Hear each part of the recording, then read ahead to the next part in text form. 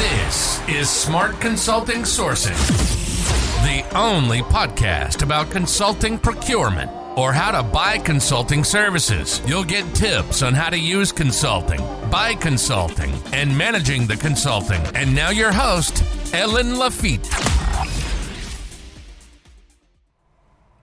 Welcome back to Smart Consulting Sourcing, your trusted guide through the labyrinth of consulting procurement. I'm your host, and today we're tackling a topic that can feel like a black box, saving money on consulting services. But before we unlock the secret of savings when buying consulting, let's rewind to last week's episode where we peel back the layers of costs for a consulting firm. So last week, we dove into the nuts and bolts of consulting prices. We looked at how consultants figure out what to charge and what factors push those numbers up or down, and walked through the different types of fee structures, breaking down what they mean for you, the clients. And we didn't shy away from the hot topic of value-based pricing either, shedding some light on this trend that's gaining traction but still leaves a few folks scratching their head. Consider that your crash course in consulting economics 101. So if you're starting here, might I suggest a little homework? Take a leap back and check out our previous episodes. They're available on every podcast platform known to humankind and YouTube for the visual selves. And for those who love a good read, we've got transcripts. Find them on our website, consultingquest.com, under the Thought Leadership section. Now, understanding the dollar signs attached to consulting is crucial, but let's not get too starry-eyed over price tag. Price, my friends, isn't the be-all and end-all of negotiations. And actually, that's a perfect segue, since we're about to embark on a new journey, which is decoding cost savings in consulting. And I'll do my best to unravel the mysteries of savings in the consulting world, touching on everything from the impact of savings and demand management to the art of scoping and price negotiation. So today marks the grand opening of this series, where we'll peel back the layers of what savings really mean in consulting. And spoiler alert, it's not just about counting pennies. So buckle up and let's get started. All right.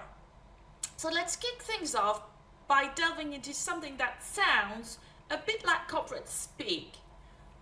But stick with me because it's cooler than it sounds. The evolution of performance management in procurement. So once upon a time, procurement was all about the basics.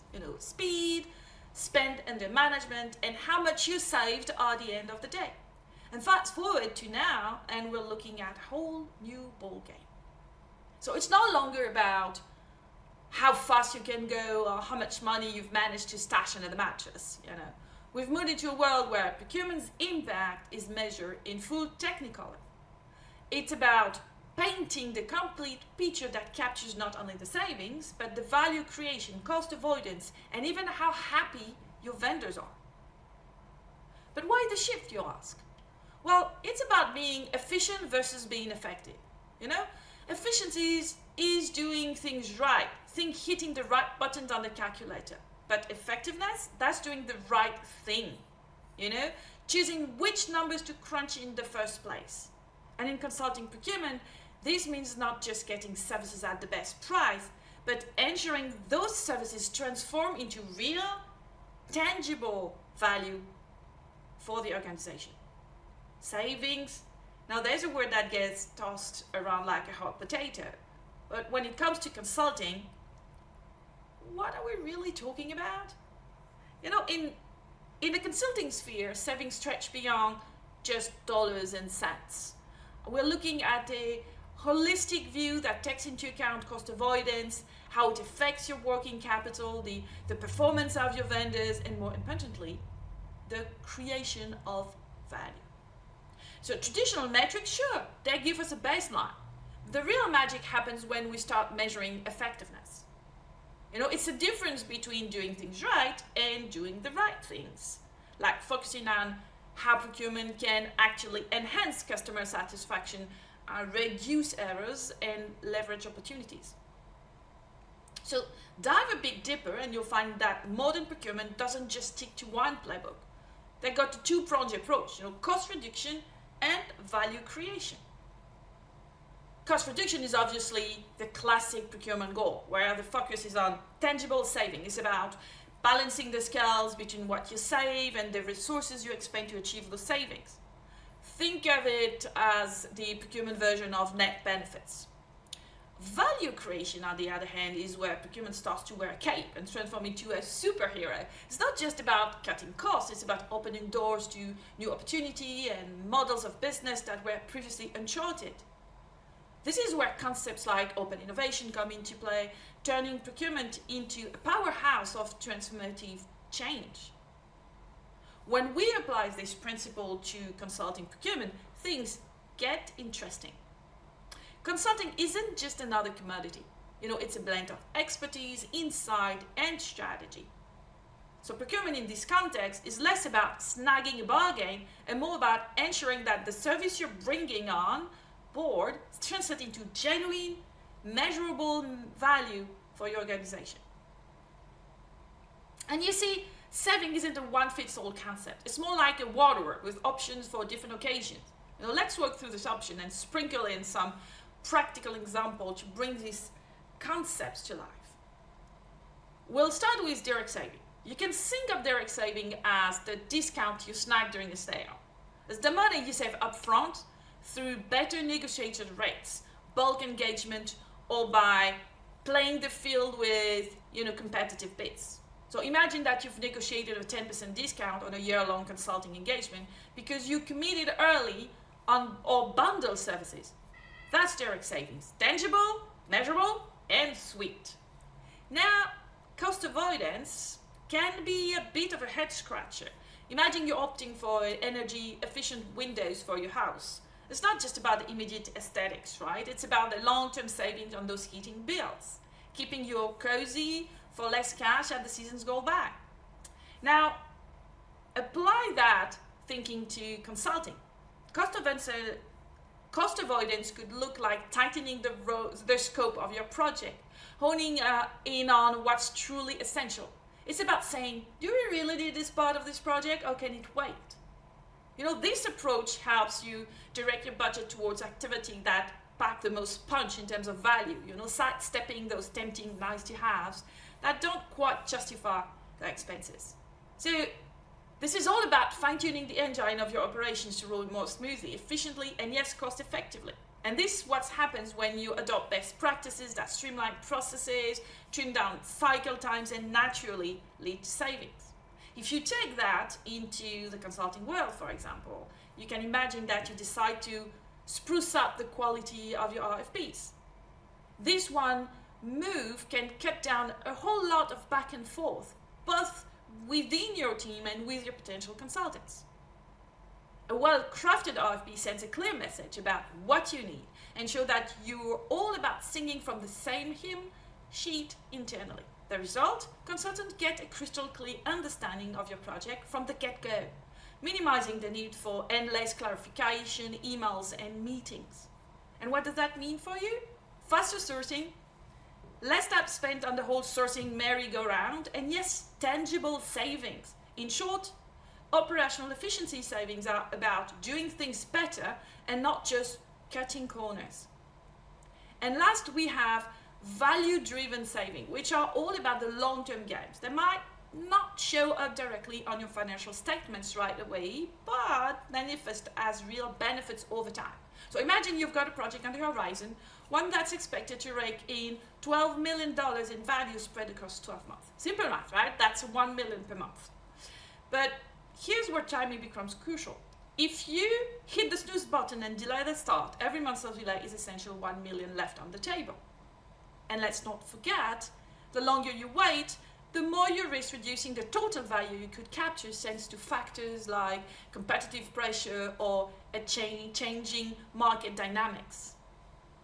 Now, let's say the project kicks off as planned and you're pocketing your $1 million a month. All is well. But here where the consultant can change the game. With the expertise, you don't just stick to the plan, you accelerate it. Suddenly, you're not just hitting that 12 million mark, you're surpassing it, reaching 14 million. and not in 12 months, but 10. So what's the real saving there? It's not just about the additional 2 million in value, though that's certainly a win. It's about the time saved, getting to your goal faster and most efficiently, often outpacing what you thought possible. And this acceleration not only boosts your immediate financial health, but can also position you more competitively in the market, capturing value before conditions shift or competitors catch up. So understanding these different types of savings is crucial, not just for the sake of managing consulting project better, but also for negotiating with finesse. It's about recognizing the immediate and eventual benefits of your consulting investments. And as businesses and their needs evolve, so does the art of procurement, pushing us to be even more agile, informed, and strategic in our approaches. So now, let's unravel the consulting procurement process step by step to see how each phase contributes to the overall value, drawing on the wisdom of Mike Hawkins, who said, "You don't get results by focusing on results. You get results by focusing on the actions that produce results." So let's see how this applies across the board. Scoping is about getting your project scope pinpoint accurate. It's your North Star, guiding you through the budgeting wilderness. So getting wrong, and you could see your cost ballooning by 50 to 100%, not to mention the missed opportunities hiding in the shadows. It's here that cost avoidance takes center stage, with value creation waiting in the wings. So let me give you an example. Picture a company eyeing potential acquisitions, segmenting the task from initial screening by a consultant to internal management of identification, then engaging banks for negotiations, followed by different consultants for integration. That's ensure precisions, right? Sloppy scoping? That's a recipe for unnecessary spend and opportunities slipping through your fingers. Now, sourcing is where you lay the foundation for value. Choosing the right consultants through competitive bidding can save you a hefty 30 to 50%. But pick wrong, and you might always wave goodbye to those expected outcomes. So let's take another example. Imagine a telecom giant sticking to its usual trio of consulting firms. That might seem competitive, but unless there's a real chance for each to win projects periodically, it's just a facade, potentially cranking up costs. Now, selecting your negotiations. The focus is on ensuring you're teaming up with the right partners under terms that favor your organization. This phase alone can influence your project cost effectiveness by 5 to 15%, with an additional 5 to 10% saving through scope refinement and resource allocation. For instance, if a company signals urgency without multiple consulting options on the table, they're likely to face steeper quotes. And then, without solid project management, your venture might as well be adrift. Poor management can flush up to 100% of your project costs down the drain. If you have, for instance, a key sponsor that bows out mid-project in a global benchmarking endeavor without a strong governance structure in place, then you'll be diluting the project focus and wasting resources. Also, the lack of solid performance metrics for consulting spells trouble. Not having a clear view on what you're spending and what you're getting can cost you 20 to 50% of your project's potential value. For instance, if a bank leans on top-tier strategy firm for an organizational redesign, only to find the firm's expertise doesn't quite match the task at hand, and that was we were led to that because there was no measure of performance. And also, focusing is all about smart allocation. Prioritizing project with the highest impact over a scattergun approach amplifies value, making strategy sense over mere cost avoidance. Now, if you're a consumer good company that spread its budget too thin, focusing too much on manufacture and marketing, leaving procurement and supply chain in the lurch, that's not working either, right? So now let's dive into something that's a bit of a conundrum in the consulting world. The real value of consulting services. Now, value is one of those words that gets tossed around a lot, but when it comes down to it, pinning a number on the value delivered by consulting can feel like, trying to nail jelly to a wall. But fear not, because we're going to break down what I like to call the value creation equation to help you get a grip on measuring and maximizing the benefit consulting services can bring to the table. There's a world of difference between just tallying up the immediate savings from a consulting project and truly grasping the broader spectrum of value it creates over time. Let's work through 5 primary ways we can look at this. So the first option is the basic savings measurement. It's obviously your ground level, where you look at the difference between what you initially thought you'd spend on a project and what you actually ended up paying. It's like finding a $20 bill in your winter coat from last season. It's a nice immediate saving. Your second option is comparative savings. Here we dive a bit deeper. It's not just about what you saved, it's about understanding the savings in the context of what you could have spent had you chosen the most expensive option on the table. So now it's imagine that you're comparing deals on a new laptop and realizing the one you got saved you a bottle compared to the top priced options. That's comparative savings, getting a clearer picture of the deal you snapped. Your third option is inclusive savings. Now we're getting into the more nuanced territory of cost avoidance. This method makes you think about whether every part of the service you signed up for was necessary, or whether there were elements you could have skipped saving dollars down the line. No picture designing against a full home warranty when you know you only need it for the major systems. It's about avoiding unnecessary expenditure. Now, your fourth option is a theoretical value calculation. This approach is all about the long game, considering the expected returns on the consulting service over time. It's a forward-looking perspective, kind of like investing in a startup. You're banking on the future return the project is expected to bring. And now, if you put all of those pieces together, you have a comprehensive value analysis. It's the pièce de résistance of value, if you will. This method pulls everything together: the impact, the expected returns, the actual cost, what cost you managed to dodge, and more. It gives you a 360 view of the value derived from the consulting work. Think of it as assessing a renovation project on your house, considering not just the expenses and immediate risk benefits, but also how it improves your home's value in the long run.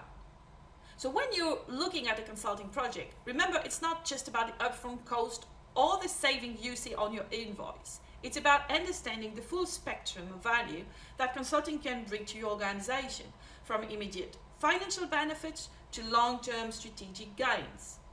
By getting a handle on these different ways of measuring value, you're better equipped to see the big picture and make informed decisions about your consulting investment. So as we wrap up today's deep dive, it's clear there are myriad ways to define and measure savings in the consulting world. But if there's one destination we're journeying towards, it's understanding value. The North Star here isn't just about tallying up direct savings. It's about looking at the net value each project brings to the table. Consulting isn't just a line item to be managed under procurement. It's a strategic tool that, when used wisely, can reinvest savings into driving further innovation and growth for the company. This, however, presents a bit of a conundrum for our friends in procurement, because savings reinvested don't always show up in their ledger, affecting their performance metrics and potentially their bonuses. That's why adopting a 360 perspective on value can harmonize procurement objective with the broader goals of the organization. Pretty neat, huh? And hey, speaking of value investments, make sure you join us next week. We're going to unravel 5 ways consulting cost savings can impact organizations. So we'll explore the delicate dance between cost and value, advocating for a mindset shift that views consulting not just as an expense, but as a strategic investment. Now, we'd love to hear your thoughts on today's topic or anything else you're curious about in the consulting procurement realm. So feel free to drop us feedback, share your insights, or even suggest new topics. Head over to consultingquest.com and consource.io for more deep dive, white papers, and ebooks that can illuminate your consulting journey. And if you like what you heard, share the love. Tell your friends, your colleagues, all that cousin that's always talking about starting a business. Don't forget to subscribe for the latest updates and episodes. And of course, thank you for tuning in to today's episode. Your thoughts and feedbacks mean the world to me. So don't hesitate to reach out on LinkedIn or via email at htl.com. I'm always up for a chat. And if there are any topics you'd love to hear about in future episodes, send them my way too. Can't wait to hear from you. Until next time, stay safe and keep up the smart consulting sourcing game. Au revoir for now and happy sourcing. You've been listening to Smart Consulting Sourcing, the only podcast about consulting procurement. We hope you enjoyed the show. We'll be back soon, but in the meantime, hit the website at consultingquest.com. Find us on LinkedIn, Twitter, and YouTube. For questions and comments, send an email to ellen.lafitte@consultingquest.com. See you next time.